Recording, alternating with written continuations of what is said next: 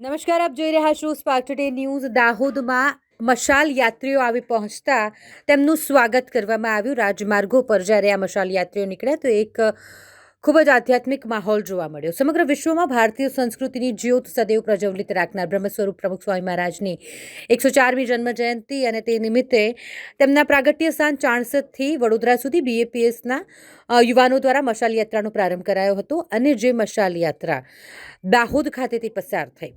દાહોદ ખાતે મશાલ યાત્રા પહોંચી અને જ્યાં 104 યુવાનો દાહોદના રાજમાર્ગો પર હાથમાં મશાલ લઈને ફરી રહ્યા હોય એટલે ખૂબ જ કહી શકાય કે આધ્યાત્મિક માહોલ જોવા મળ્યો.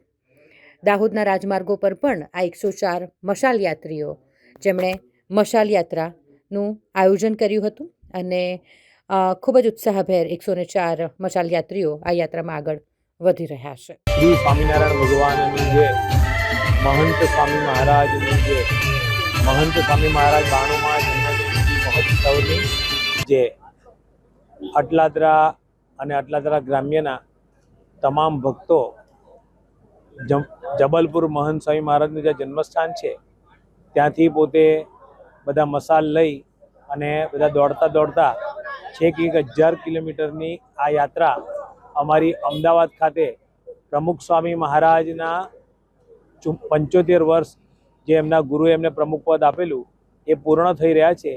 એ નિમિત્તે અમે આ જબલપુર યાત્રા કાઢી છે, મશાલ યાત્રા. અને બીજી ફેબ્રુઆરીએ 2026માં વડોદરા ખાતે મહંત સ્વામી મહારાજનો 92મો જન્મજયંતિ મહોત્સવ ખૂબ જ ધામધૂમપૂર્વક ઉજવનાર છે.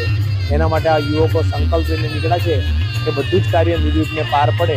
એના માટે સ્વામીજીના પણ આશીર્વાદ હતા અને અમે 2 સંતો તથા 104 ભક્તો આ મશાલ યાત્રા લઈને નીકળ્યા છે. એમાં બધા સહયોગીઓ ખૂબ બધી સેવા થયેલી છે. તો તમે બધા પણ આ ઉત્સવમાં ખાસ 2 ફેબ્રુઆરી આવજો. એ બધી ભાવિક જનતાને અમારી નમ્ર અપીલ છે. જય સ્વામિનારાયણ.